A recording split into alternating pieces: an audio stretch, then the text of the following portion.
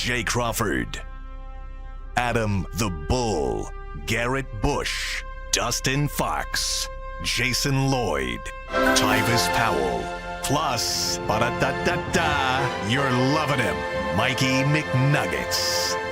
And so many big names, it would take me hours to say all of their names. The ultimate Cleveland sports show starts now. Booyah!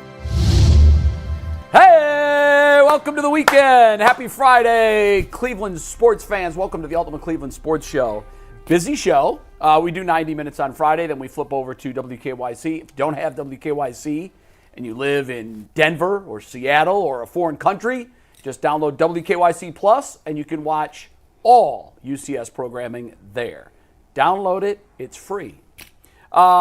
Busy show, guys. Busy time. We got the NCAA tournament. Last night, I'm just going to throw this out there, see if you guys agree. Mike, I know you're a big-time observer of college basketball. You guys have loved it for a long time as well. This was the most mundane, boring opening round day that I can remember. Yeah, it was a Only 4 lower seeds won of the 16 games. Yeah. Boring. It was a little lower than I thought. You guys agree? It was a little lower than I thought. It didn't have like that moment. There was no pizzazz. There was no big upset. And even the McNeese game, which was the biggest upset of the day, 5-12. The first half was such a dominating performance by McNeese and such a bad performance by Clemson that, the final score ended up being 2 points. But that game never felt close, and Clemson saved all of its makes for the final 20 seconds. And on top of that, Will Wade, the head coach at McNeese, had already come out and said, I'm going to NC State. That was announced prior to tip-off. Yeah, which is bizarre. So I appreciate the transparency, by the way. I have no issue with it. But it took some of the Cinderella feel out of it because you know the head coach. He obviously was at LSU before. Yep. Got in trouble for what is now legal. Yeah. In college basketball today. NC State said, we'll take him. And NC State, exactly. And he's going to do wonders at NC State. So that pizzazz wasn't there in that upset. Is that hyperbole to say it was the most boring opening round tournament day? I don't remember all of them, but it didn't have that one moment. McNuggets, I can't get over the fact that Clemson is trying to be a basketball school. I'm like, Clemson, is Dabo Swinney coaching? I thought they were in the college football playoff. Clemson is not a traditional basketball school, and now guess what? They're still not, and they still not. Right? They made a run last year. I know good teams. They had some Over time, decent they've had some good teams. teams, but I wasn't really shocked at the outcome. I didn't. This is the first year. This tells you my interest level in college basketball. It's the first year in my adult life that I have not filled out a bracket. I didn't fill out a bracket either. I didn't watch enough to know. And normally I do it for fun, but I didn't even try it. I said on the show the other day, I filled out a bracket. I have Grand Canyon and Purdue in the national championship game because why did you go with Akron? I flipped a coin for every game. You did. Yeah, I did. So how did you do yesterday out of the 16 games? I didn't even look. You didn't look. I didn't watch 1 minute yesterday. I think what this brief discussion he had shows. High Point in his champion. Did you have High Point in your Final Four? No, I had Creighton, Liberty, Grand Canyon, and Purdue. I think is my Final Four. Can you imagine if that hits? Can you imagine? Creighton's alive, right? Oh my God! I've had people win pools that I've been a part of before that pick based on mascots, colors, nicknames. Yeah. But I think this brief conversation, what it shows is that college basketball and the interest amongst diehard sports fans has never been lower. Can I say one thing on that, though? Go ahead. If we get to the Elite Eight, now, this year in particular in college basketball, there was 6 or 7 teams that were dominant during the regular season. True.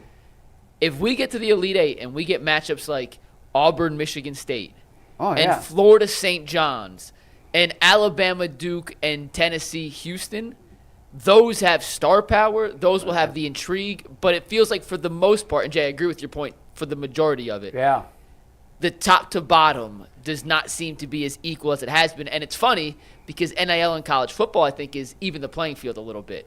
In college basketball, these top teams are so deep. Florida goes 11 deep with guys who were all conference players in mid-majors that now go to become bench players. Houston has 8-9 guys. Duke's an all-freshman team. They're kind of the outlier. Right. Auburn has 2 5-star freshmen, and 3 of their starters are transfers from other schools. They play 8-9 guys. These top teams are so deep. So we may not have a Cinderella story. I think I would be surprised, and it happens. I'd be surprised, though, if a lower than a 2 seed makes the Final Four. I will say all this. 1 and 2s. I have 2 circles around a game that's going to be played tomorrow, and that is Arkansas against St. John's. Every once in a Calipari while, Bowl. once in a while, the committee tinkers a little bit with the seedings and the pairings and the matchups, hoping that you get this wow game. Well, we have it. Yep. I mean, Pitino and Calipari, when I tell you, I was very close with John Calipari for a number of years.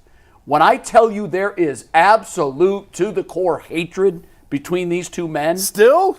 I'm told that the hatchet has been buried. How much has been buried? I agree with that. The names that they called one another, both privately and publicly, are names that you can't undo. Close your eyes and imagine what someone can call you that you can never unhear.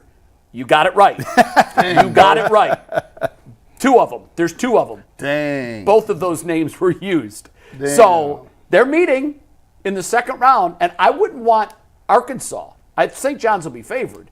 They've got a good team. Although they looked terrible in the first half last night. They've got a good team. That matchup should be fun. Yeah. None of you guys were here yesterday. Real quick on St. John's, then we'll move on. But I was right Bull. here. Oh, Jason was here. Jason was here. Bull claims to be a diehard St. John's fan. So we asked him to name the 5 starters on St. John's. Asked for 3. Couldn't get to 3. He couldn't get it was as funny of a moment as I've never seen Bull. So Jason, you were there, but It's not coming to me. It's not coming to me. I know it's right there. It's right there. Why can't I think of it? That's dead on. That's Pretty good, too. Bull.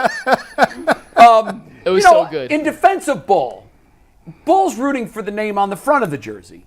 He's rooting for the old Lou Carnesecca. I've gotten texts from Bull at 11:23 at night saying, "Did you watch the St. John's game?" Like, no, I'm in bed. Nah, bro. And then when you ask him, name 3 starters, Bull can name 3 starters on your favorite college basketball team that you claim to have watched 12 to 15 to 20 times this season. Yeah, that's rough. He got 1 full name, 1 last name, 1 almost name, and completely blanked on the other 2 starters. It's pretty funny. That's pretty funny. Yeah, I don't know that he's a diehard. I would say this. He's back on the bandwagon. Yes. Diehards never jump off the bandwagon. So that means when St. John's was having years where they were 9 and 21, Yeah, like those fans still watch. Yeah. You're a diehard Browns fan. When they're 3 and 14, every snap of every game. watch them joints. That's what a diehard means. Diehard means you die hard. Yeah. At 9 and 21 doesn't kill you off. Oh, you know you got to be a diehard when your team not even on TV. Like I watched OU Bobcats, right? You know kind of cable. true. You know kind of cable package I got to get Toledo versus OU on Tuesday. ESPN 3. ESPN 3+ Yeah. max. What you talking about, man? You can only down that on flip phones. You can't even get it on smartphones. Listen, you got to use a rotary phone to call in and actually order, not no regular cell phone. Speaking of, we used to use rotary phone in a catalog to log our classes for school. Like so, we used to remember the rotary phone. Like you used to have this book that came out, and they would ask you to dial 8, and it would count the. Yeah, and it would be like, if you wanna get math on Friday. Oh my goodness! 08009, and you had to put it in the phone and use it with the rotary dial. With the rotary dial in goodness. our dorm rooms. See, y'all don't know nothing about that. Y'all don't know about the death that is actually looking in a book to choose your way of. Yeah, I remember doing that. I had to do that at BG too. Do I want to take an L in economics this year or finance 325? Yeah, pick your poison. Because this is a pick 2. Because I was automatically taking one of those over next quarter. Yeah, right. Yeah, I'll see you next quarter. That's great. The comedy show. You want to plug that before we move on to our topics? Quick. It is a week from today. Yes. 1 week from today at Hilarities, 9:30. It starts. We have confirmed the UCSS lineup of people performing. Myself, Bull, Ant, and Director Steve will all be doing at least something up there. Everyone else, we hope to see you guys there. We just saw a super chat we'll read at the end of the show who says he's taking him and his girlfriend to the comedy show on the 28th. Come hang out with us. It's going to be a night full of laughs. Are you guys practicing your routines? Laughs. I did this morning for my friend. I officially unveiled my routine to my buddy for the first time. So you've written jokes and already practiced them.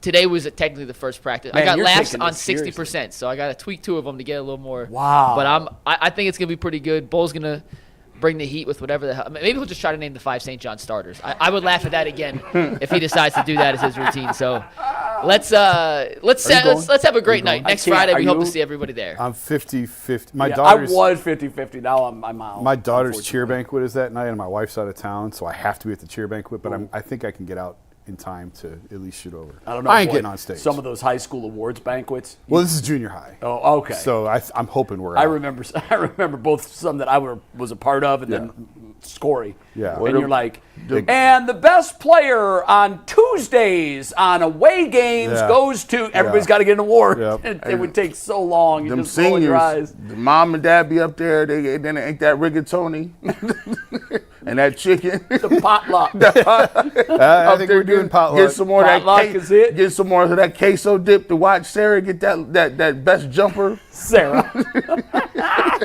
And with that, Best mid-range jumper goes to Sarah.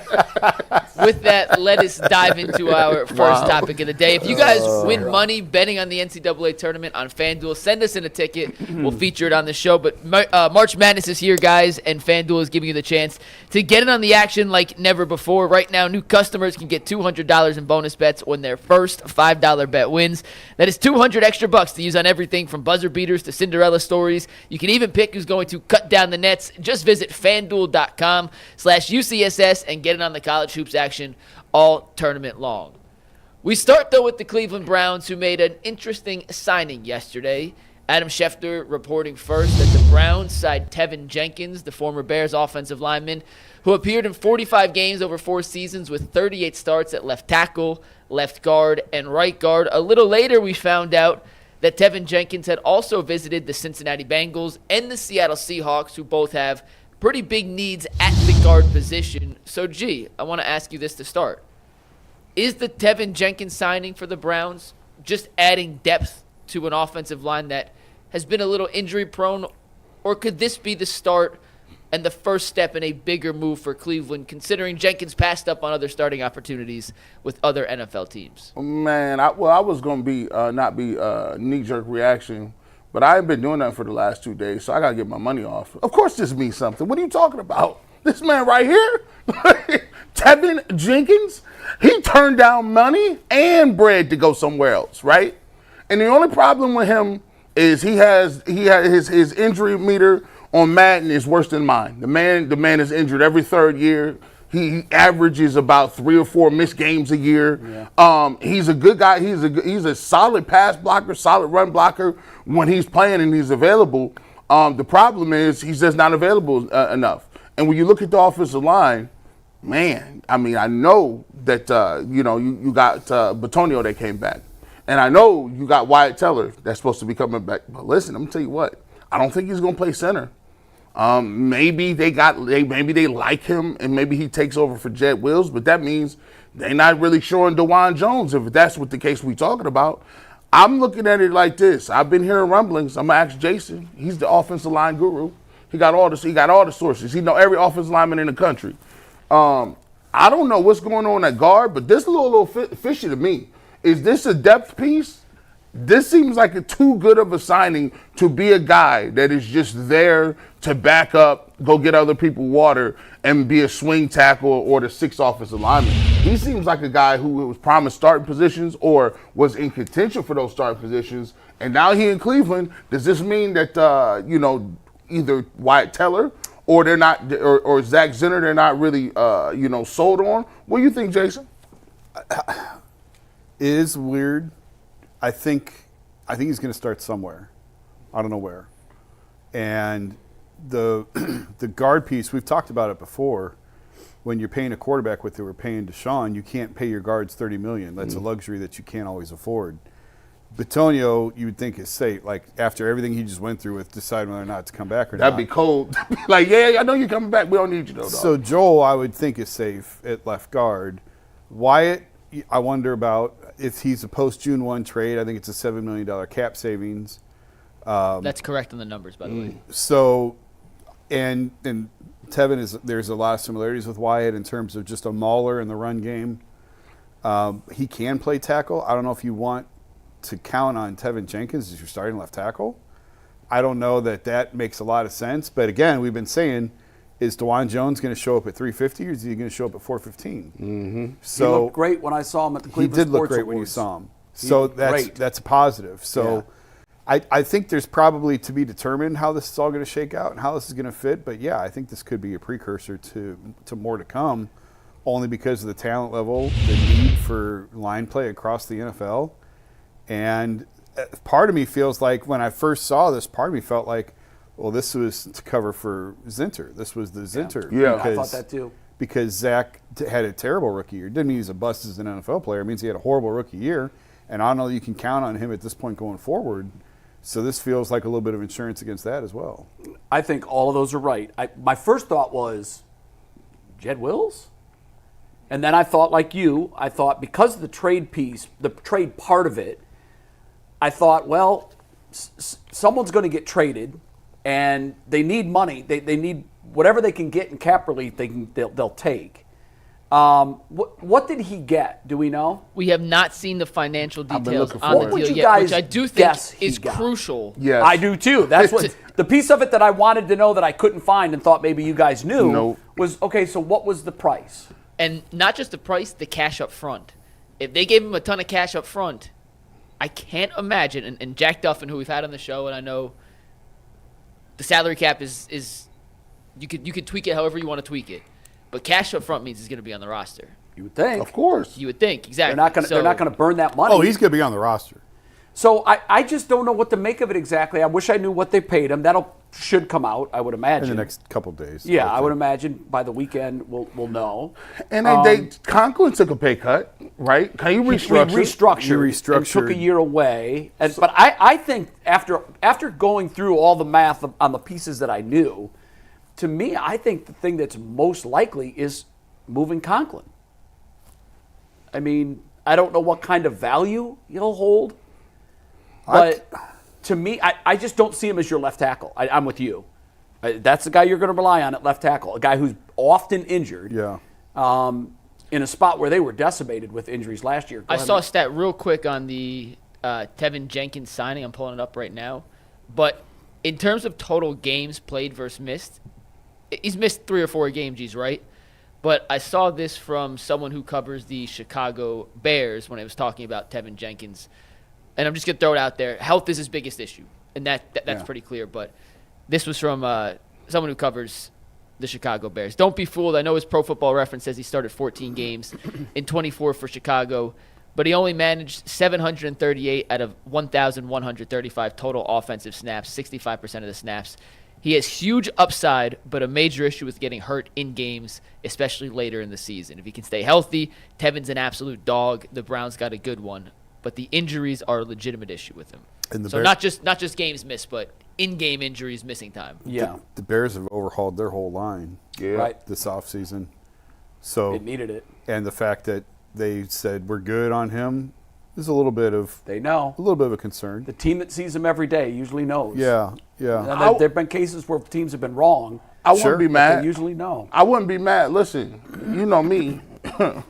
Project Stockpile denotes that you can't have enough good people behind somebody, because he talk about getting hurt in the games. I see Wyatt Teller getting off the ground all the time. DeJuan Jones stay getting off the ground all the time. Yeah. Ethan Poaches was banged up. Jack Conklin has been traditionally banged up a little bit. He played, but he did miss some time early in the season getting reacclimated. If the worst thing that happens is that the Cleveland Browns decided that, hey, we are going to go back to a more powerful run game. And if you're going to be going back to a more powerful run game, that means more double teams. That means more crashing and banging up front.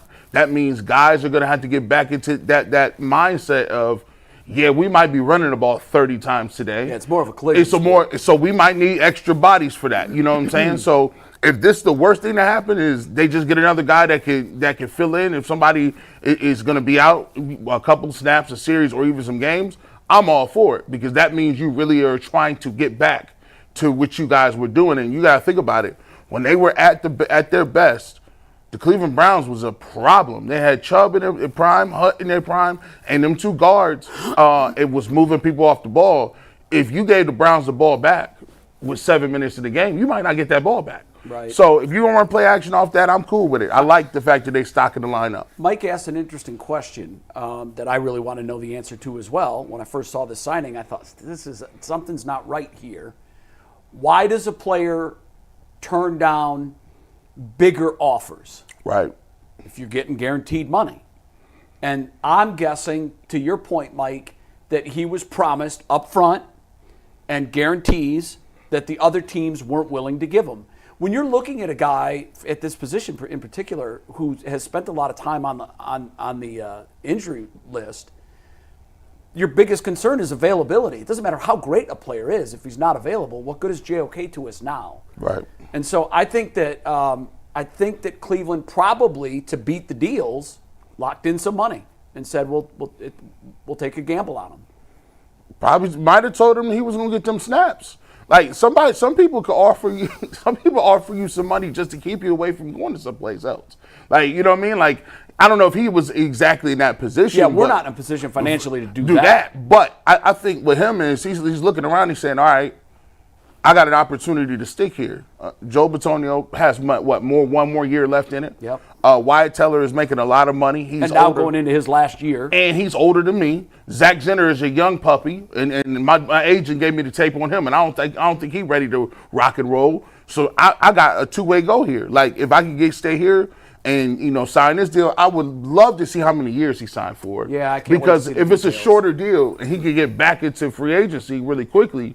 Well, I imagine it would be advantageous to both sides for a short deal. Yeah. The last I'm thing guessing Cleveland 2 wants to years. do is give more than 2 years and find out that he is who we thought he was in Yeah. terms of the injury history. It's worth pointing out Michael Dunn is one of those swing. He's a free agent. He's one of those swing guys. He can play guard or tackle.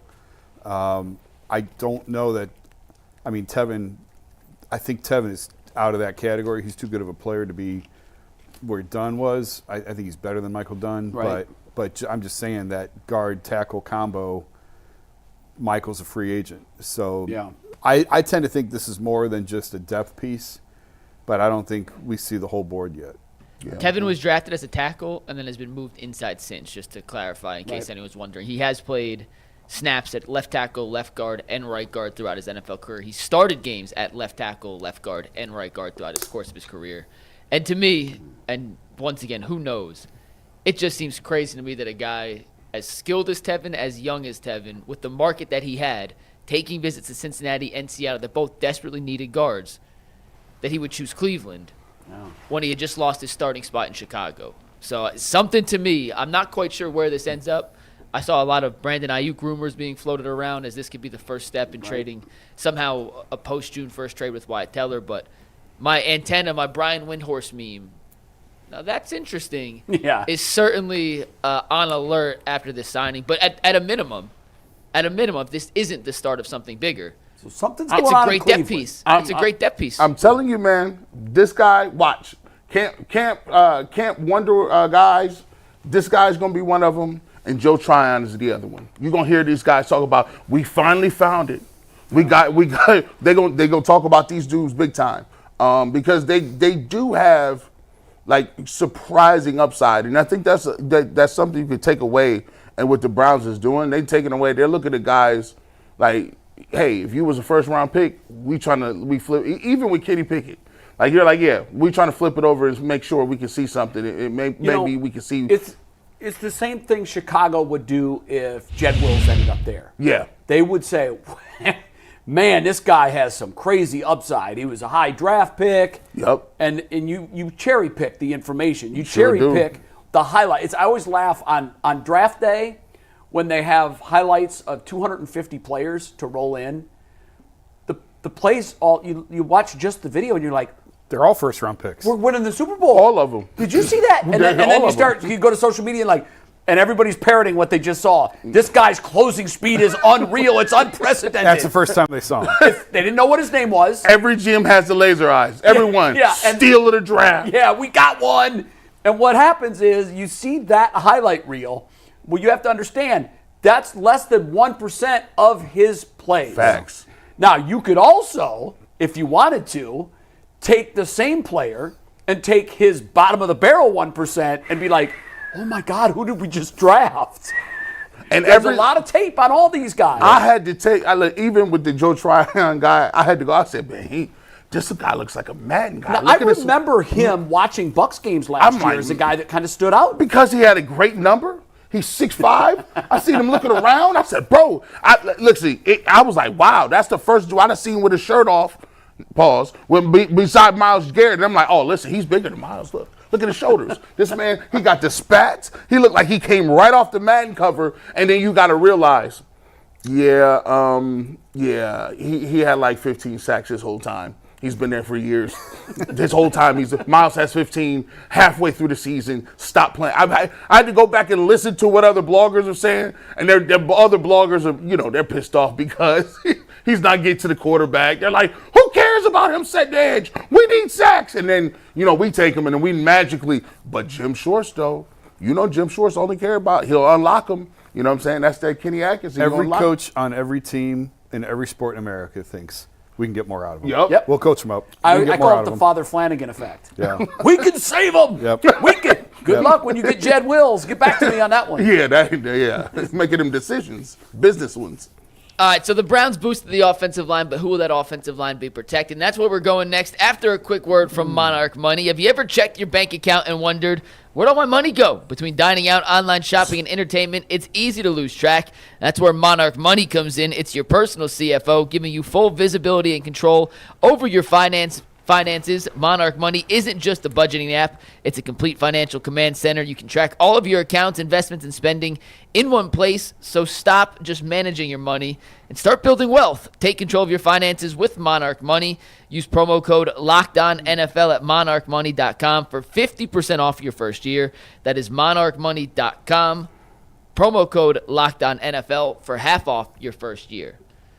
The NFL draft now less than 5 weeks away, and it is the peak of smokescreen season. You never know what you actually can trust. You never know what is being just thrown out there, by which team, by which agent, for whose benefit. Yesterday, Adam Schefter was on Get Up and gave us two little nuggets about where the Cleveland Browns stand just under 5 weeks away from the draft. Steve, let's hear from Adam Schefter. He mocked them taking Shedeur Sanders. Field Yates did a little mini mock last week, did the same thing. Mocked them taking Shedeur Sanders. If they believe Shedeur Sanders is good, first of all, is Shedeur Sanders going to be there at 3? Do we expect that? I believe he will be available at 3 for the Giants. And by the way, they don't know that right now because Cleveland holds 2 and Tennessee's at 1. But I think when you talk to people around the league, the sense is that Cleveland would like Cam Ward. I think Cam Ward is going to be the number 1 pick. Mm-hmm. Unless Cleveland trades up to 1, I don't think it's going to get Cam Ward. Right. And in which case, I think Cleveland goes either Abdul Carter or Travis Hunter. And if they go for one of those guys, then that leaves Shedeur Sanders sitting there at number 3 for the New York Giants, if that's the direction they want to go. And by the way, the Giants and Shedeur Sanders have been linked up for quite some time. If we go back to December in the Alamo Bowl, wasn't Shedeur Sanders he had giant cleats with him, right? And is there any star player that's any more prepared for the bright lights in big city, just like Eli Manning was back in the day? Shedeur Sanders also would have been trained for this city at this time.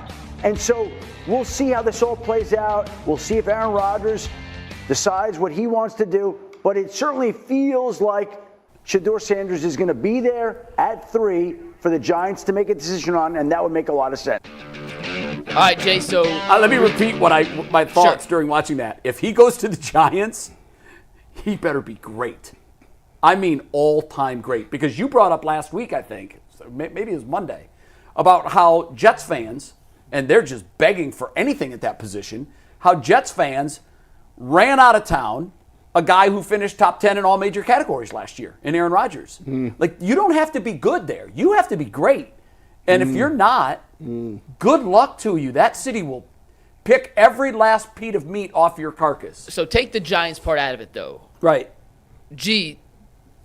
Schefter said, he hears the Browns prefer Cam Ward over Shedeur Sanders. That's pretty standard in terms of talking to most teams. But he thinks Sanders could be there at 3 and will be there at 3 for the Giants, meaning the Browns take either Hunter, Carter, or whoever else, but not a quarterback at 2. Smokescreen, or do you think that is a realistic possibility come April 24th? All of it is realistic possibilities, but there's percentages on everything. It's levels to this, Mr. Schefter. Yes, they may get to Abdul Carter, but that's looking like 10, 15%. They don't. Right now, the smoke is too big in Cleveland. Nobody is trying to hear Journey. with Abdul Carter out there getting in a three-point stance. That's not what we're here for. Travis Hunter's blockbuster now. Travis Hunter, if they took him, I would not be mad at all. You know, Jalen Milroe ran like a 4.2 or something, right? Y'all see that? 4.37. That's ridiculous. Hey, listen, I wasn't going to get excited, but I got excited for that. It was at home. I'm not going to do it here. But listen, Shedeur Sanders, he's not getting past 2. You know why? Because it's gotten to the point where people started to see the box office. If they draft Shedeur Sanders, and I was waiting to see how popular Shedeur Sanders is, even though he's not the best player in this draft, Shedeur Sanders is the most popular person in this draft. If they get Shedeur Sanders, can you imagine? I'll just throw it out there. Shedeur Sanders on the Browns starting week 1, how many games are they on national TV?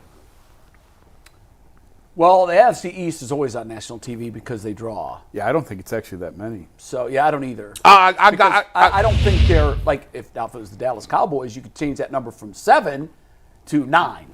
Yes. Whatever the max is, that's what it would be. That's what it would be. But for the Cleveland Browns, I think you got 6 games. Give me 6 games on national TV. 6? Are you kidding me? 6. Oh, not a chance. 6. Not a chance. Listen, they had how many had last year, and they was terrible. Yeah, but you don't know they're terrible when they set the schedule. They were supposed to be good. The Sunday night count? Well, they got bounced out of it. Thursday night count? Yeah. Anything in an exclusive window counts. Yes, 3 of them. Shedeur Sanders, listen, I'm going to tell you right now. They got 6 games. I'm telling you. Oh, no way. I'm telling you if they draft They Shedeur get Sanders. 1, maybe 2. No way. They were 3-14. Now, they may get flexed in later in the year if they're any good. Now, listen. Yeah, when the schedule comes out, here's how I know. They will not have 6. Here's how I know.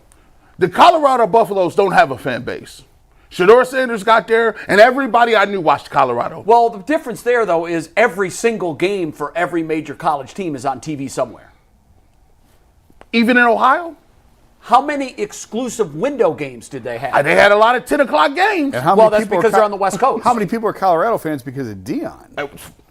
Yeah. That's what I'm saying. But it was more than Shedeur. It was his dad. That's the reciprocal. Dion and Shedeur are one. I'm not going to make the other. No, I'm not going to take that. I know what you guys are thinking. I'm not. But what I'm saying is, Shedeur Sanders at this point, all of the money, I'm seeing the money try to transfer at this point. A lot of people said it was Abdul Carter at first, and I was like, yeah, they might get Abdul Carter. And then I started seeing people say, then it's the Nathan Zaguras. They start liking him. Then all of a sudden, Todd McShay like him. Now all of a sudden, they're like, Now it's getting more and more that he looks like he's the consensus. I'm just saying, have you guys not seen the tide change? Well, I'm glad they've all followed what I said 2 months ago. I said the day after the season ended when we were talking about what's the plan to keep Myles Garrett around. Because remember, he said, first he said, we got to have a talk. Yes. And that's never good. It's almost like the parent saying to his friend, to a buddy of his, yeah, me and my boy have to have a talk. Yeah. You know what? That's going to be the parent doing the talking. Right. And when Myles said, we have to have a talk, my assumption was that's going to be Myles doing the talking. Boys, I ain't going from Cleveland to Canton, okay? You need to present a plan. And then all of a sudden, we're not that far away. Boom. And then all of a sudden, management team gets involved, I want out. Like, man, you're flipping all over the place. And then, to complete the flip-flop, he says, yeah, I'm going to stay. So it was all over the board. I had said the day after the season ended, I think it's Abdul Carter. Mm-hmm. I think they went to him and said, we're going to give you real help up front, and they're going to take Abdul Carter. Now, if there was a premier quarterback class, no, you have to have quarterback. Yep. And this is the thing, I think, this is the part of the argument that I probably haven't driven home enough, because I get stopped on the street and people say, man, you really think we're not going to take a quarterback? We need a quarterback. I will not argue with that thesis statement. We need a quarterback more than anybody needs a quarterback. Mm-hmm. And I mean that both in the micro and in the macro. Mm-hmm. We've never had one. So, yes, we need a quarterback, but you can't let that need drive the bus and blind you on draft day. Well, because we need one, we got to take the guy that's there. Mm-hmm. No, that's how you get stuck in situations where you're looking around saying, how did Johnny Manziel get on this team? Now, I'm not saying either one of these guys are going to be Johnny Manziel. I'm not. What I'm saying is the player they're looking for, in my view, is not in this draft. Might a player like Cam Ward go to Tennessee and have great success? Of course. It's entirely possible. But you don't want to put a shaky quarterback on a franchise whose calling card is ruining the career of young quarterbacks. That's what we do. We're very good at it. We've got a long list of guys on the side of the road that came into this league with great promise and left the league with nothing. So here's what I'm going to do. Here's what I'm going to do for you. So Jason, I don't like when Jason says this, but I'm gonna use it because it's I'm gonna use it to my advantage. If it's the argument. There it is. Now you said how many years we got till we get to that dome? 29. So that's 30. So 30. There's still great. Okay. 29. It would open in 29. After what happened this week between the city, county, and the Browns, he's gonna have to write a check for a lot more money than he initially thought. So that's fine with him. Like $600 million more. He got one thing he's good at. He got the bag. He's got His it. bag checks. is unlimited. Yeah. Now look, he got He's really good. A lot at of them it. have been bad. He got Let's hope this one isn't. 2025. He got 5 years to pass to get him to that stadium. Now look, right now you can go get you a quarterback at number 2, and in 4 or 5 years you could be already out of that deal. Yeah. That deal won't even hurt you like that. Or you can get a lottery ticket. And what if Shedeur Sanders is the lottery ticket? If you hit on that and you got a great time for 4 or 5 years, that puts you even ahead of schedule going into the stadium. That lottery ticket, and you saved the job of your coach, you saved the GM. Myles Garrett came around, and now you're looking much better. All you had to do is give people hope. Shedeur Sanders says hope. Abdul Carter says Travis Hunter is like, you're a two-way guy. A quarterback is hope. And the Cleveland Browns are in the business of selling hope right now, Jay. But we've also been in the business of picking the wrong quarterback. Yes, 50-50. This could be the wrong quarterback. Could be. And you could be back 2 years picking again. And the other thing, too, is, I had this conversation with someone just yesterday. Just because he's the wrong quarterback for us doesn't mean he's the wrong quarterback. He may go somewhere else. Someone said, I want to write a book on what if Josh Allen had been taken in Cleveland. I've wondered that often. They might have broken him. Wouldn't it make a fantastic book? Yeah. By now, he might be Mitch Trubisky. We don't know. But that's the thing. The track record of this franchise of drafting quarterbacks and turning them into lottery tickets is abysmal. But they haven't hit. Ain't that what you paid Stefanski for? I actually think Shedeur is a better fit here than in a lot of other places. I think he's a better fit here than New York. I think because of the system that Kevin wants to run, and we had the discussion yesterday about you draft the quarterback and then build the system around him. You don't drop the quarterback in the system. But we know the type of offense Kevin likes to run. I think Shedeur, I've talked about it before, I think Shedeur is a good fit for that. What the Browns have done, what they've done a really good job of, everybody is spinning in 100 different directions. Yeah. And part of that, I think, is because Tennessee, I mean, Cam Ward's pro day is next week. So we may start to get clarity on what Tennessee's doing. Do you feel we already have clarity? No. I feel like I don't think we do. Someone told me the best prediction, the best pick that you're able to predict, the most likely pick to predict is the number 1 because they have no need. They're not playing any games. Right. They're not putting out misinformation. Although I've dealt with teams. They'll take phone calls and they'll listen. Yeah. But if they're sure that their guy is there, that pick is locked in. But we would know that by now. Well, that would be out there. I'm hearing from people that I trust, and I'm not saying one-on-one conversations, just in their reporting, that the Titans like Cam Ward enough to take him. Now, could they be blown away by an offer from Cleveland on draft day? Maybe. I don't know. All the mocks seem to be pretty confident that Cam Ward's going 1 to some team, whether it's Tennessee, the Giants. I agree with that. I think that's almost a given at this point. That's sort of my point, is if Tennessee, and again, I think Cam's pro day is Monday, Tuesday? Next week sometime, right? So I think if Tennessee settles on Cam Ward, you're going to know. It's going to get out. But that's not out yet. So I just think that there's so much. There's a lot of smoke. I said yesterday, there is so much volatility with this draft. I think this could be the year when things happen with quarterbacks that we are not even talking about, whether it's Tyler Shutt going second or third, Shedeur going to the second round. There's so much volatility to this.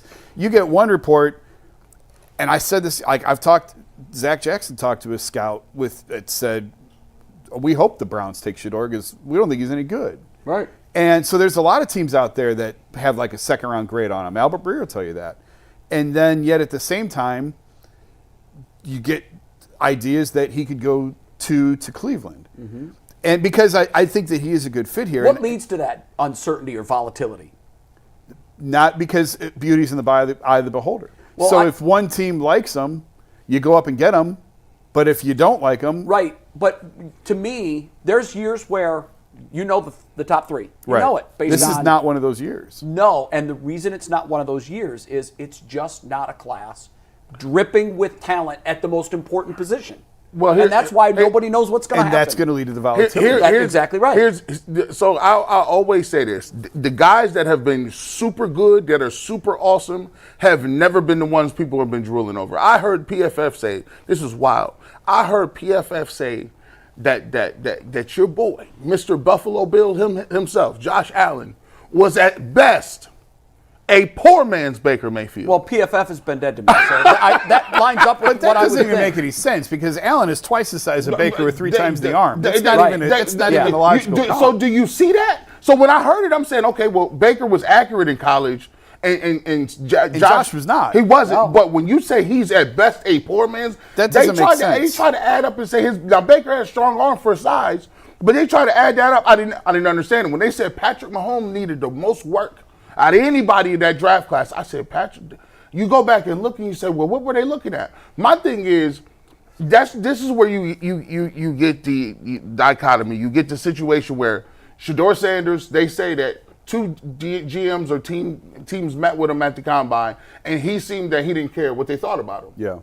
Well, that's just because, hey, if somebody tells you, hey, we're going to take you regardless at this position, I wouldn't care either. Yeah. Like, because you're like, dude, you're picking 32nd. I'm not going to be there. Or you're picking 25th. I'm not going to be there. No, but you always want to present the best face, and here's why.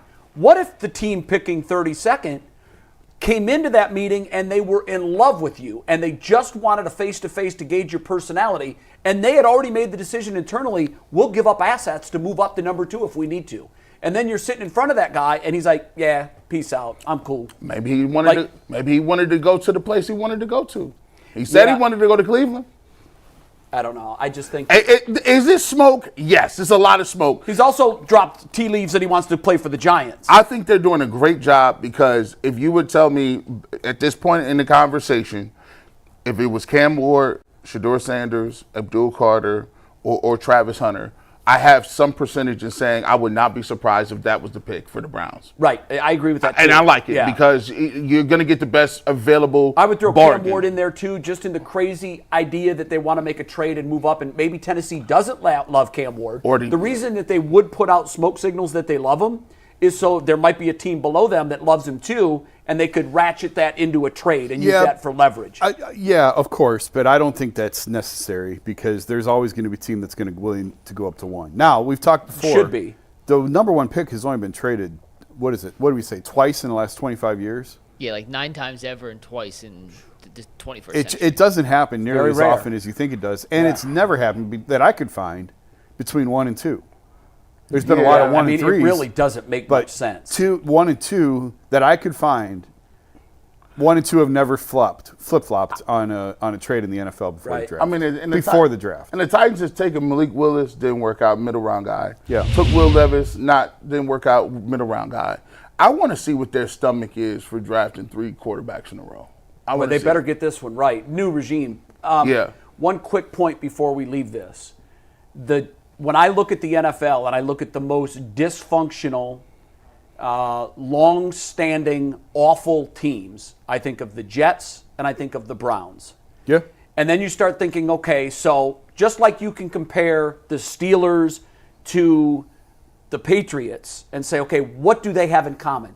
Well, stability, great ownership. So then you start looking at the bottom end of that and say, okay, why is it that these 2 teams can't get out of the gutter? What are similar? What things are similar? Well, you can start with ownership. I think both teams have horrible, misguided owners who are way too involved in football decisions, thinking that they have the IQ that they don't. I think that's the number 1 common bond between the 2.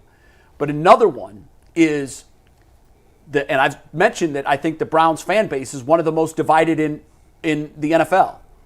I think the other one is the Jets. I can promise you this about the Browns. Whomever they take, that person is going to be exposed to vitriol and hate the second that pick is made on social media. The second it's made. Name a name.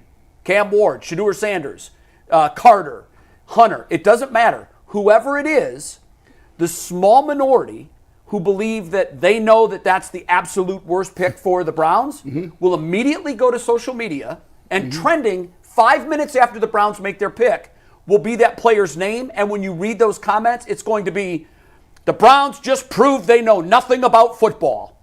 The Browns' reign of terror at the bottom of the AFC Central will continue for the next decade, no matter who they take. And the bad part about that in today's age, when that happened in the 90s, that player never saw it, read it, heard it, felt it. He will not be able to get that taste out of his mouth. So his first experience with his new city and new team will be from the thousands that are probably in the minority but are very vocal, that will reach out to flex their internet muscle to say how much this player sucks and how much the Browns got it wrong. I know a guy that got plot armor. I know a guy that he just does this. You know what I'm saying? When you got the wrist shield, G. When you got the rollie, the shield, it just wipes off. The rollie just tells He'll see it. You see what it is. He'll see it. You know what I'm saying? Now, and he's probably never faced it like he's going to. And that's why I just think that we're pulling the rope in two different directions. Put a tweet out right now. I don't care what it is. Jay, I can tell you the answer. The Browns should take Carter. I'll tell you just. As someone who spends too much time online trying to find. No, well, I'm looking for top. Like it's I know you have to do it. It's not me tweeting. I actually don't tweet a ton. I'll tell you the discourse over the last 2 months in whether they should go quarterback or Hunter. You ever seen anything Carter. like it? Maybe in New York. No, honestly, it's funnier how the divide is as clear as day. Yeah, it's about a 50-50 split on whether the fan base wants a quarterback regardless. Yep. And mostly Shedeur. And I hate that. Or I hate that somebody it's so else. divided. Here's what I've said, and I'm going to say it again. I don't care who the Browns draft, even if it's somebody that I completely disagree with. I am on board as much as I can possibly be on board the second they draft them. I think I disagree with you. I think the majority. I think the majority. It's a nice social experiment that we can play out. We'll look after the draft. We'll look and we'll see what we get. At one point in time, everybody loved Baker. Everybody, the whole And then city. at one point in time, everybody hated Baker. The reality is, if one of the draft starts to win, they will be accepted. Quickly, that's not the reality. That's the perception. Perception becomes reality. And here's what I mean by that. Do you think that there was ever a time, before he started playing, that we were 100% in on Baker? Yes. No, absolutely not. I don't want we wanted Tyrod Taylor out of there immediately. Maybe you did, and maybe the circles that you ran in. All of them. But I can tell you because at the time I was working at a neutral area. I heard all kinds of pushback on what are the Browns doing with Baker Mayfield. All kinds of it. Man, he caught that touchdown pass in that corner, Jason. Everybody was on board. No. Everybody was before he played. I was saying there was a divide. Some thought Josh Allen was the guy. Everybody had different ideas of who it should be. All I'm saying is it's not reality. When you get on the field and if he plays well, that solves all. That people 1,000%. They gonna move that way. You will get even in Buffalo. This is astonishing to me. I talked to a Bills fan yesterday, and she's a diehard Bills fan. She said, "Yeah, I'm still not all in on Josh Allen. I'm not sure that we should have given him that contract." What? Because why? What did he win? What? Well, and there are people that will say that. To save I said all of our way. hairs from being pulled out, I'm going to do a read here because that Josh Allen comment was crazy. Coming up in the WKYC show, we're going to have Sean King breaking down Will Howard. Before we do that in the WKYC show, he's got his final YouTube quarterback breakdown for us. But first, a word from Monarch Money. If you ever checked your bank account and wondered, where'd all my money go? Between dining out, online shopping, and entertainment, it's easy to lose track. That's where Monarch Money comes in. It's your personal CFO, giving you full visibility and control over your finances. Monarch Money isn't just a budgeting app. It's a complete financial command center where you can track all your accounts, investments, and spending in one place. So you stop just managing your money and start building wealth. Take control of your finances with Monarch Money. Use promo code LOCKEDONNFL at monarchmoney.com for 50% off your first year. That is monarchmoney.com. Promo code LOCKEDONNFL for half off your first year. We'll get to Will Howard in the TV show. We will get to Kyle McCord now. And Sean King believes he's not a first-round pick, but he could be the best sleeper prospect in the draft. Here's Sean King on Kyle McCord. All right, Sean, Will Howard is the talk of the town here in Cleveland, considering he just won a national championship 2 hours south in Columbus after the Combine. Sean, we're doing 6 quarterbacks for this QB breakdown. This is number 5. We'll get to the 6 coming up in the WKYC show in a second. But Kyle McCord, the former Buckeye quarterback, turned Syracuse quarterback who turned heads in the ACC this season. What's your take on Kyle McCord as an NFL draft prospect?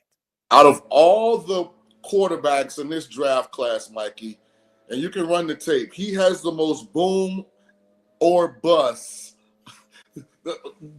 floor ceiling of any of them. I mean, his good is really good. You're talking about a guy that left Ohio State.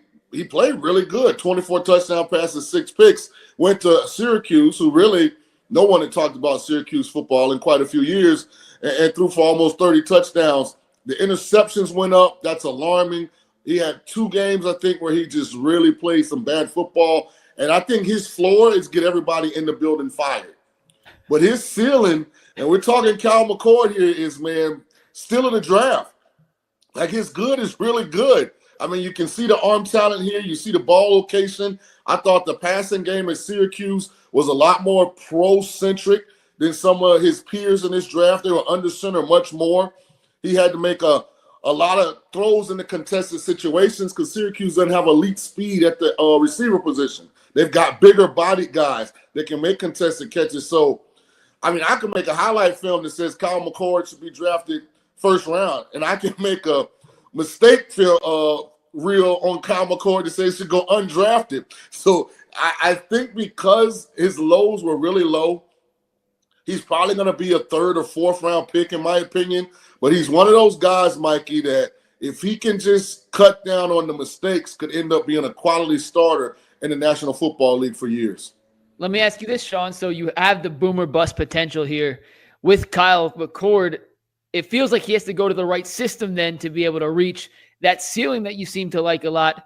Do the Browns, with current Kevin Stefanski as head coach, Andrew Berry as general manager, Tommy Rees as offensive coordinator, is that the kind of system that would fit Kyle McCord on the next level? Or do you think he has to go to another team or another offensive system to maximize his pro potential? You know, I'll be honest. If Cleveland decides to go with a veteran in free agency at quarterback and comes out of the draft, and I don't have their draft picks right in front of me, but I'm saying this under the presumption that they have a 3rd and 4th round pick. They have 2 thirds and a 4th, just so you know, Sean. Okay, if they came out of this draft with Kyle McCord in the 3rd or 4th round, I think they had a really good draft, because now you'd imagine that they added 2 starters in the 1st and 2nd round and got a potential starting quarterback in the 3rd or the 4th. So you'd have to say on the surface that would be an extremely good draft for the Browns. And last but not least here, Sean, on Kyle McCord, the good we see on the highlights here, the bad, what happens when stuff doesn't go right for Kyle McCord? Why is the bad enough that you think has the potential to get an entire staff fired? Because it's about decision-making and mental toughness. There are times in the game where, and for context, you remember Sam Darnold, final regular season game versus the Lions, Sam Darnold, playoff game versus the Rams. In those games where he didn't play well, Kyle kind of has that lost in the spotlight, I'm in the wilderness without a compass kind of look on his face. And that just speaks about, you know, his emotional and mental immaturity. Can he grow out of that? He's a guy that's only started 2 years as a quarterback in college. So he doesn't come in with, you know, this vast wealth of experience. So he still, you know, has some growth potential in those areas. So I think it can be fixed, but it is an alarming thing. And then the decision making. In the games where the turnovers kind of escalated, it was bad decisions. So is that just a situation where it's a brand new system, first year in the system at Syracuse? Or is it he's untrustworthy once the whistle blows? The big question I would want to ask Kyle McCord, and if I was a GM, this would be my first question. Why not go back to Syracuse? I really want to know what his answer is for that. Second year in that system, you know, probably would be top 5 preseason in the Heisman voting, you know, could potentially play his way into a legitimate first-round quarterback, based on the evaluations of the majority of teams, I would really be interested in what his answer to that question would be. I like that question. It is a good question. I'd like to hear the answer. I think I know the answer. You ever been to Syracuse in January? Woo! I have. It's not fun. and you ever and his agent is like, hey, you see this draft class right here? Yeah. I mean, they talking about taking Dylan Gabriel. Like we can get in here and at least get a third, fourth, second round pick. Like all depending on how your pro day go. I mean, there's not that many great quarterbacks in this class. Now next year, the way everybody painting it, you got Montana in this class. You got both of the Mannings, Eli and Peyton. Well, the thing is, you would be rolling the dice if you returned. Yeah, right. And so when you've got a bird in the hand, don't gamble it. And because he could go back and he could have a colossally bad season and not duplicate what he did last year, and then his stock goes down. Yeah, I think it was the right move. They already got their picks for next year, fellas. Like, ain't nobody getting no more headlines. The Nussmeier kid, he's already up there. Like, it's a wrap. What I most love is, and I love Sean, but no matter what happens with this kid, he's going to be able to 5 years from now say, I told you he's going to get everybody in the building fired. Like, that's an all-time good line. That was the funniest line that he's ever had. It's like his floor is he gets everybody in the building fired. and that's support staff. Everybody. Too. Like that's like clerical, janitorial services. You're gone. The guy that stocks the vending machines, like they get him too. Parking attendant. Yeah, that's messed up, bro. Yeah, when I think about Kyle McCord, remember this. If not for a missed makeable field goal, he brings a national championship to Ohio State too. Yeah. Now I know that was the semifinal game against Georgia, but they go on to win the national championship, as Georgia did, in easy fashion, because that was the national championship game for my. They beat TCU in the crushed championship. TCU. Ohio State most likely would have crushed. They would have done the same thing. So when it's almost revisionist history, and I've heard Buckeye fans say this. Well, he washed out here. Did he? He lost to Michigan. Lost one time. Well, so did Will Howard. Yeah. So my point is, if the kicker makes the kick, he has the same thing on his resume that Will Howard has on his. Yeah. What I would have loved to have seen was to him transfer to a Big Ten school, and here's why. Yeah, his numbers were pretty good last year, and people say, and he did it without premier talent. Yes, he did it against not premier talent.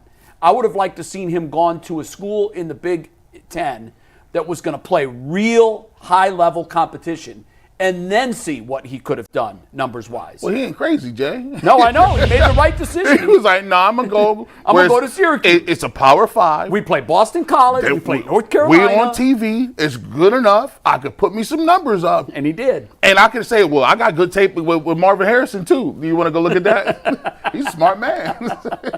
Man. Where do we think he's going to go? Let's throw a number out.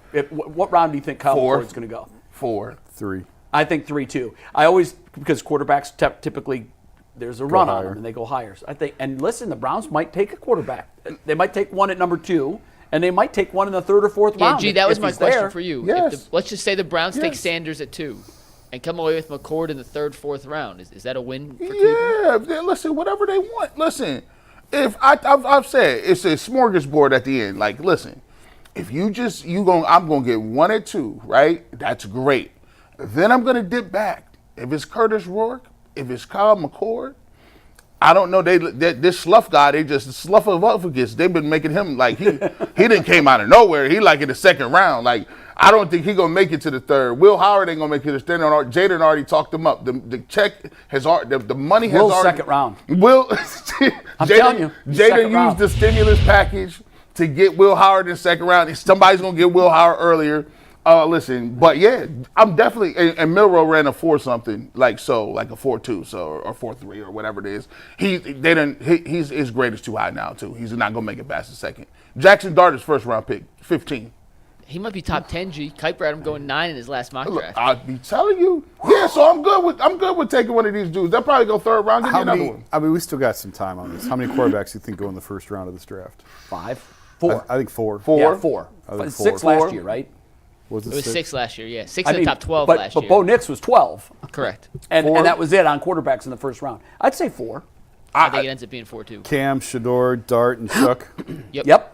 And they didn't. That's it. And then I think Will Howard will be a early second rounder. The order on those 4 will be fascinating. Because I can't wait to see it too. I just think that there's going to be some surprises in this draft. You mentioned Will Howard coming up in the WKYC show in the B block of the WKYC Explain show. B block so people know what that means. After the first commercial break, Yeah. we come back. Sean will break down Will Howard, and Jay's going to get very upset over what he had to say. No, I've already had a conversation with Sean about it. Damn it! I wanted you to see this. Jay live. skimmed the tape and he's already got his notes. No, I've already had a conversation. And listen, I can't kill him for what he thinks about him.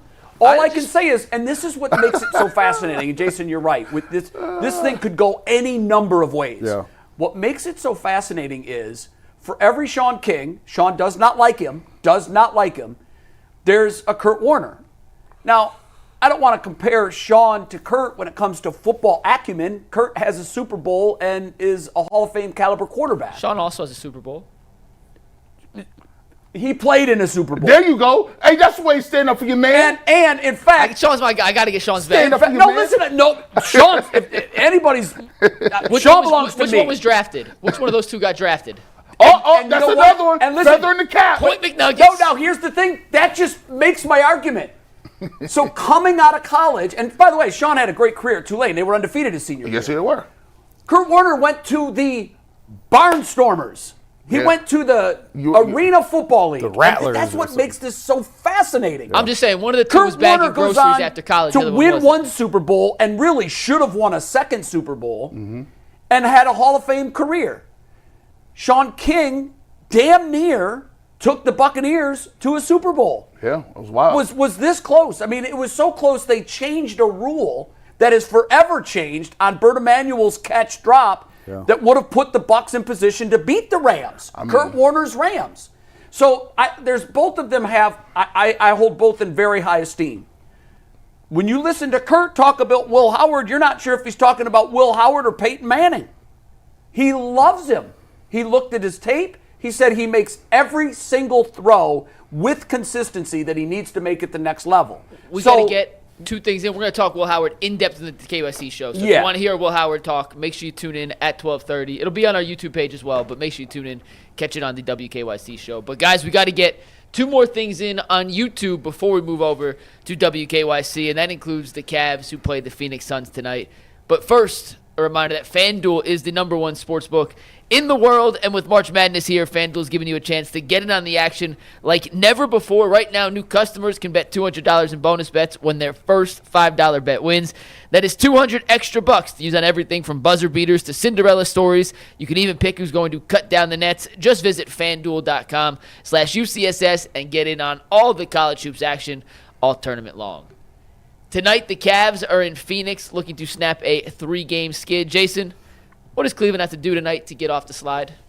Guard, defend, get back to some defensive principles that I think have slipped a little bit, be aggressive inside, and if the shots fall, they fall. If they don't, they don't. You can't control that. We talked about that on the show yesterday. Once it leaves your hand, there's nothing you do about it, but it's all the other stuff. It's the little stuff.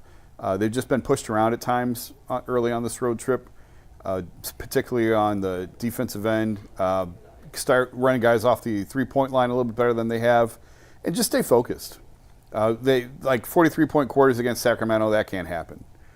Phoenix is kind of a mess from ownership all the way down, and I would expect them to win after a day off, after a day of rest. I would expect them to come back and win this one.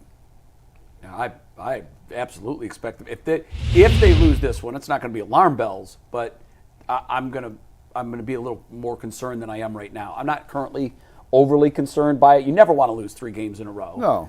But, if you look at the circumstances, start of a West Coast trip, they lost a hard-fought game at home before that trip to Orlando, who was a desperate team. So I'm not overly concerned, but they've done this once before this year. They went through a stretch where you were scratching your head saying, where's the team that makes 8 passes before the shot? Well, most teams. Where's the team? Yep, they have go through multiple. it. It's 82 games. Yeah. So I'm not pushing any alarm buttons or ringing any bells, but I'll be a little bit more concerned if they lose because you're right. Phoenix is a mess. They're not playing for anything. And so they absolutely, I expect them to go into Phoenix and win handily. The one thing that they've done on both of their 2 losses to start this trip was they came out of the gate smoking hot, red hot, and they finished both games limping across the finish line. I don't know what that's about. That could be fatigue. That could be the body's reaction to flying west. People underestimate what that actually does to you. It takes a lot out of you. And so now they've had a day to rest, and hopefully they put this behind them and finish because both of their first 2 losses on this trip, they looked awful in the fourth quarters. Since I was off 2 days, in my regular 2 days, and they be taking L's ever since they took an L at home and they kept taking L's on this road. Look, man, this is the problem when you shoot threes. And trust me, this is not a critique on the league and how people shoot too many threes. Listen to what I'm saying. The problem, you can shoot all your threes you want, but one thing that you cannot let happen is when you miss those threes to let that trickle down to the rest of your game. You cannot miss threes and then say, okay, well, we're not going to run you off the line. You can't miss threes and then Mobley is killing people inside, and then for some reason you just don't go back to him. I don't think that the Cavs realize that they have 7-footers in there that can play. I've always said, when you have Evan Mobley and Jared Allen working high-low, I haven't seen that in a while. Let the bigs create inside. Another thing, when the threes aren't falling, there's 1, 2, 3, 5 less passes. Where's the side-to-side motion? It's let me pull up and get a pick and roll, high pick and roll, and pull up. Listen, that's cute when it's falling, but I reiterate, during the playoffs, when they're going to let them play, and one thing that Kenny needs to be telling the Cavs, hey, look, y'all better stop talking to these referees and get back and play physical, because that's what they're going to let you do. They're going to let them beat you. They're going to let you hang on their arms. And you put this on Mobley and Allen. You say, listen, you are the bigs. Our tone is set with you. If you got to give somebody an elbow, cool. I got the Draymond Green rule. Hey, listen, if they got to get you to 5 or 6 flagrants during the period before you get thrown out of the game for the next game, that's cool. But the effort needs to be there. The intensity needs to be there.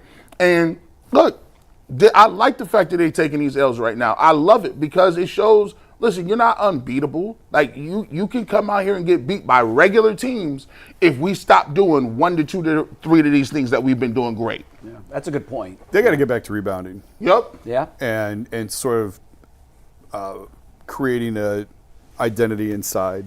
And, they've gone away from Jared at times in closing lineups, which is fine. But the guys on the floor have to be a little bit more physical inside. And that's sort of allude back to the point I was making earlier. They're getting pushed around a little bit too much on the defensive end. They got to get back to rebounding. And that's Evan, that's Jarrett, that's all of them. That's DeAndre, that's all of them. You mentioned the physical play, and they're going to need to be more physical in the playoffs. Can they be? Is that in their DNA? Or is that something they can force themselves to do? I think it's a legitimate concern. And I think a lot of teams realize it. We've talked about it. Mike and I have talked about it quite a few times on the Cavs podcast and here, that you can get into these guys and you can go at their neck a little bit. Sometimes they respond and sometimes they don't.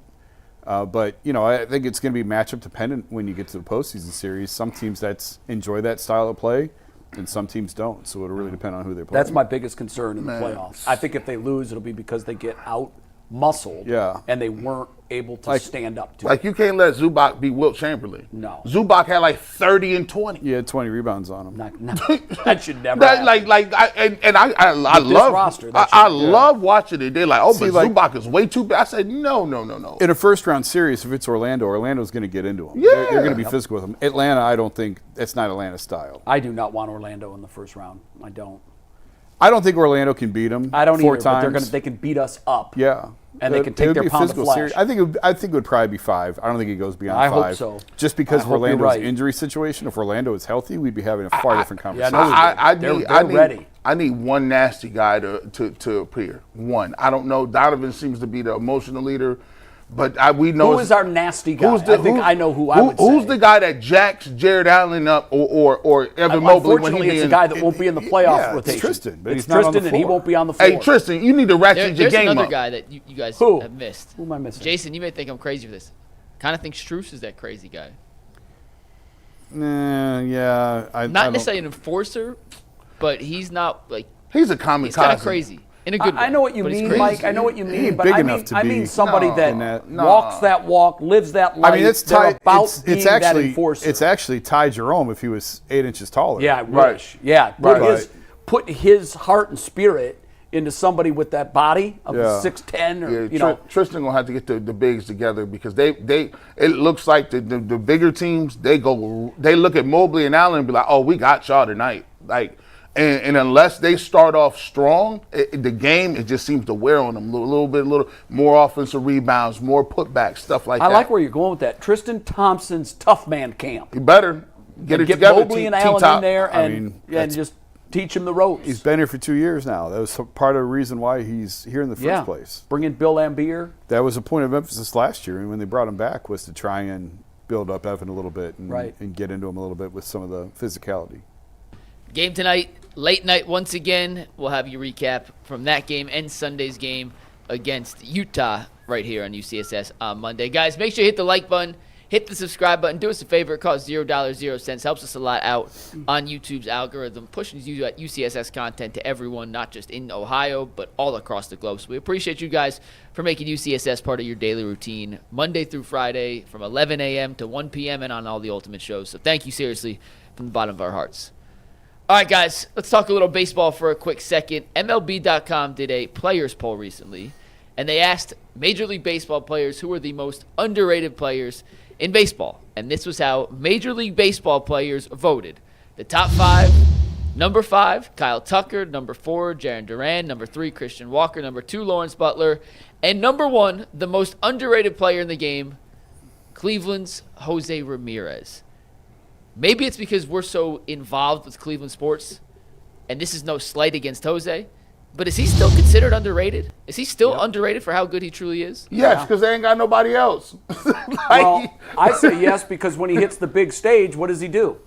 That's another thing. So when a player has the exclusive window, that's how he's building his reputation nationally. We watch him every day. We know that he's the best base runner, the best hitter, the best everything. He does everything better than anyone else on this team, except for pitch. And we see that day in and day out. And that's who he really is. And the guys that play against him see that every single day. But the reason he doesn't get that national hype is because his team is often on the big stage in October and just call up his postseason stats. Look no further than what he did last year. Last year's Yankee series was well watched because the Yankees were involved. And I have friends that are Yankee fans sending me texts saying, before he hit in a big spot, I had a buddy send me a text and said, here's a strikeout. Because that's what he kind of turned into on the big stage. And I hate it for Jose because that's not a fair representation of who he is. But that's how the national baseball fan builds their reputation of a guy that they only see in October. And plus, they tell me, look, I gauge how good you is by the way your team navigates around you. Like, the great teams, they're like, oh, listen, I got Aaron Judge. We about to get everybody. We about to make sure Aaron Judge shine. We're going to make sure that we're going to get so-and-so at the top of the rotation. We're going to get people behind. Like, for them, to me, like Jose Ramirez, like, I feel like they just leave him hanging out to dry, man. Like, they leave him like, you know, he's the best player on the team. Obviously, he's a haven't given him any help. They ain't giving him no help. They ain't got no. And now, I'm going to ask you, our baseball guys, why would I ever pitch to Jose Ramirez today? He wouldn't see nothing from me. I wouldn't either. He would not see a strike from me. He see off-speed pitches out the outer third of the plate. If you want to walk, go ahead, walk. I'm not giving Jose nothing to hit. Well, especially if you move him to the 2-hole. 42 career playoff games, 239 average, 4 home runs. That's it. There you go. Just looked it up. That's why. What jumps out to me about that list, Jose's been in the league he's been a regular for 9 years. Right. Everybody else on the list, Lawrence Butler was a rookie last year. Christian Walker, I don't know how many years he's been around, but not that many. No. Jaron Duran had a breakout 2 years ago. Kyle Tucker's been around for probably 5 or 6 years. He's been in the league for 10 years. Been an all-star for a decade. Yeah, so, I mean, people around the game, anytime they come in, talk about, that's why I'm surprised the players voted him the most underrated, because media-wise, I would agree with that. But within the game, Jose's got a lot of respect. No, I think what they're talking about, maybe I guess it's all in the eye of the beholder and how you I was with define Jason, underrated. That's why I was surprised. Just a little surprised. When I say underrated, one of the things that we know about baseball, and this is interesting because we have a guy like that right now that doesn't speak the language. Shohei Ohtani, I thought there were going to be major barriers to him becoming the face of the game. Yeah. But they've overcome them. He's the face of the game. He's doing a ton of endorsements. He doesn't say anything. Jose doesn't speak the language comfortably enough to do it on camera. So that's part of why he's underrated. We never hear him. We don't know what his voice sounds like. He wants to be left alone. And he does not have a superstar's mentality. Witness his leaving $100 million on the table to play here instead of Toronto. Now, Toronto also would not have put him in that echelon because that happens in New York and it happens in Los Angeles. Yeah. Why did Juan Soto do what he did? Well, he's not an idiot. You know, he saw what the biggest market in baseball brings, and he stayed there.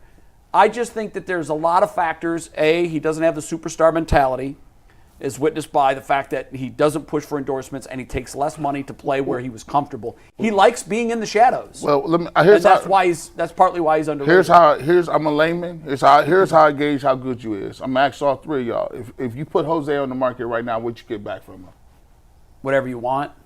What do you get back for him? It's a team-friendly contract, and it's got control. In terms of a haul, because y'all like hauls.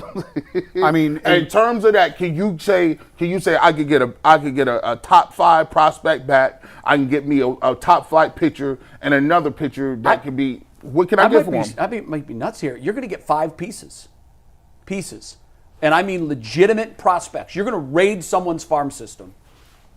How much you think? Am I wrong? Because it's a team-friendly contract. Compare his contract to the other big ones in the game. How old is he? And he has control. He's not young. He's got a 31 maybe? 31. That's just a guess. I don't know. I don't know what his birthday is. He is 31. Okay. Last year was his age 31 season. But it's a team-friendly contract, and they have control. Yeah. I mean, you'd get a lot for him. Jay's right. But I'd like Garrett Crochet last year. He's a pitcher. The White Sox from the Red Sox got one elite premium prospect in a catcher, Kyle Teal, and then I think they got 3 or 4 other prospects to go with it. Jose being a little bit older, pitchers still drive the highest commodity or the highest price, even though they're always going to wind up with Tommy John surgery within 3 years, like they all are at the rate we're going. I think Jose would get you a top 3 prospect back from somebody it all goes by top 100. Mm-hmm. You could get probably top 20 prospect for him. So that would be like a top 3 or 5 guy from one system, and then maybe say the number 2 prospect, the number 5 prospect, and then like 11 and 13. Do you know the details of his contract off the top of your head? In terms of how much he's making? Average salary. To me, I think it was around $25 million. But yeah, I could be wrong. I think that's about right. And now he's a premier player. We all agree on that, right? Look what Soto just got. Now I know he's much younger. Yeah. And there's a lot more upside to him. But when you start doing the math on the contracts, these guys are getting ballpark, 80 million? I'm not advocating average out to $80 million. I'm not advocating trading him, but I'm not saying that. I know what you're saying. What I'm saying is, it just seems like the Guardians. This is counter to what they would do. I haven't seen any this is a counter move. Yeah, but you know what? They've got attendance inertia, which is rare, and if they were to do that. You'd hear crickets at Progressive Field this year. I mean, they got away with it. They got away with it with Lindor. Yeah, but no, Lindor they had no choice. Lindor, he wasn't going to sign. He had 1 year left on his deal, and they knew that he was a rented player. With Jose, they've got a guy who selected Cleveland, and we know what that means to Clevelanders. Bernie selected Cleveland. LeBron selected them and came back. Jose basically held the franchise hostage until they did the deal. Honestly. Yes. He said, we are getting this done. I don't want to be traded. I don't want to move. I want to play right here. He forced them Let's to do figure it. the And he left so much money on the table that they had. They're going to build a statue for Jose Ramirez, as they should, and they absolutely should. Well, when he's Jose. Obviously, he has the cachet. When they're moving these pieces and parts, does he have no say? Does he have no conversations? He might with have the a no trade office. That I don't remember if he has a no trade. I don't remember it either. I don't remember.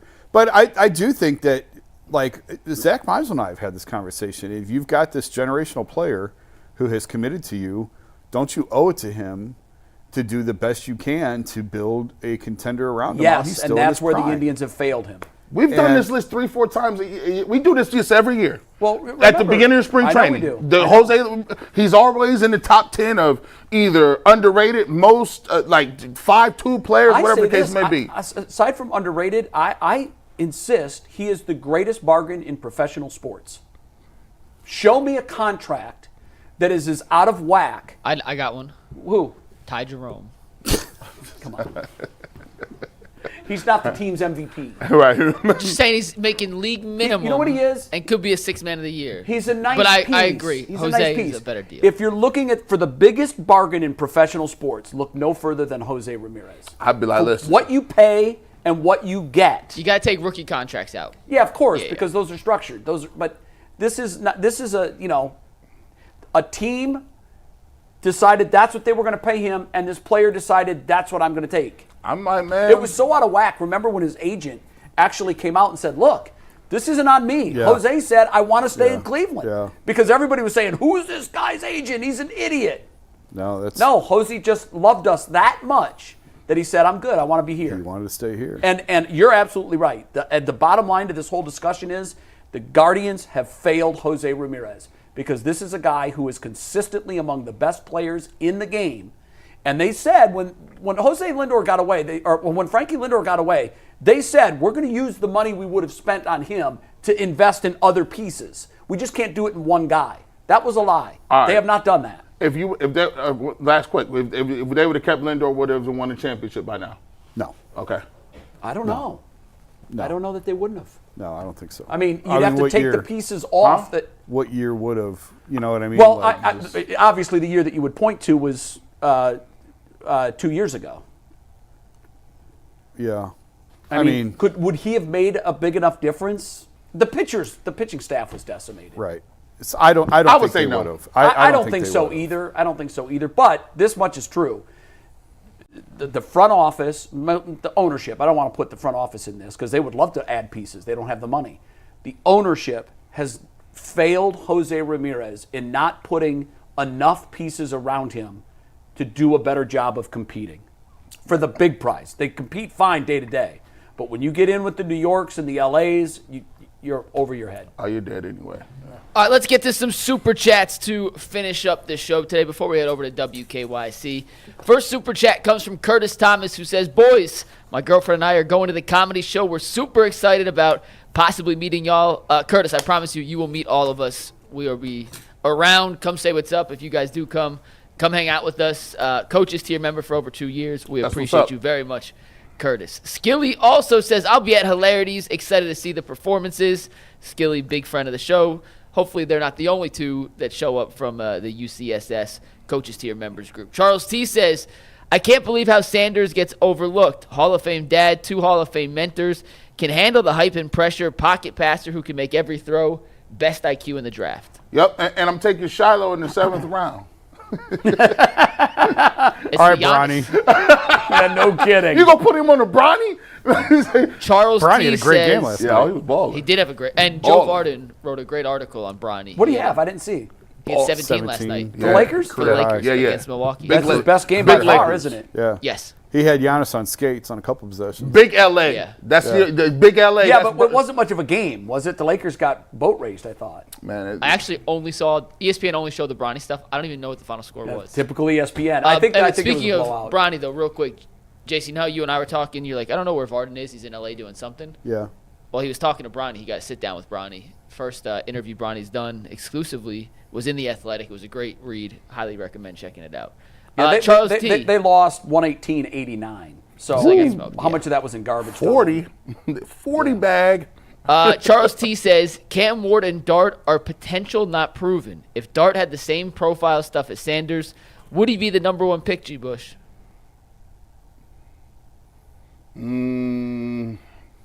I like Dart a little bit. I can't lie. I like Jackson Dart. He's not better than Shedeur Sanders to me.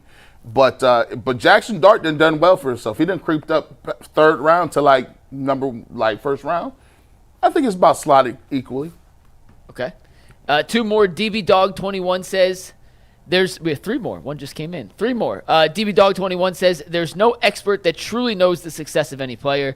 If Stefanski feels he can win with Sanders, take him. The so-called experts have been wrong many times before. Facts. I could be wrong too. Shedeur Sanders could be garbage, and Abdul Carter could be Lawrence Taylor. Well, the whole point that I've been making for months is exactly what Jay was talking about earlier with Kurt Warner and Sean King. If Kurt Warner is your scouting director, you follow his advice on who he likes. If it's Sean King, you follow the guy that but you don't just blindly take a quarterback just to take a quarterback. Yeah. If Sean hates him and he's saying you can't take him, and you say, well, we need a quarterback. Sorry, we're going to take him. Like that, you have to follow the advice. Then fire your scouting department. Unless the owner.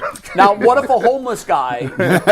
Well, then all bets are off at that point. Never mind. 2 more. Tanya says, can you guys stream the comedy show like a pay-per-view for us out-of-town fans? I don't think we can stream it because it takes a lot of it's through Hilarities. I don't think Hilarities streams because they want you to buy tickets. All you'd have to do. You want to sell phone? But we could record it. And then we can it. figure out a way to distribute it. Yeah. So let me talk to Steve I Becker like the today. pay-per-view option, though, and you could bring them in on a cut, whatever the number is. Listen, so it's $1.99 to buy it up. I'm the middleman between Polk and Hilarities. Okay. We've already had enough back and forth We trying need to get Don these guys King on in the line. here. I'll But broker a Tanya, deal. I will figure out a way for out-of-towners to watch it. And last but not least, in the final 35 seconds of the show, JB says, sign Bauer to a league minimum, park the RV in the parking lot, and make that his personal locker room. Man. Trevor Bauer would never throw another pitch in Major League Baseball. That's pretty obvious. God, is that still you still believe that? Yes. I think you're right, but what if he tears that league up over there? He tore the Mexican League up. He won the Triple Crown, didn't he? Ain't happening. We'll see you on KYC in 3 minutes and 10 seconds. You talk about collusion.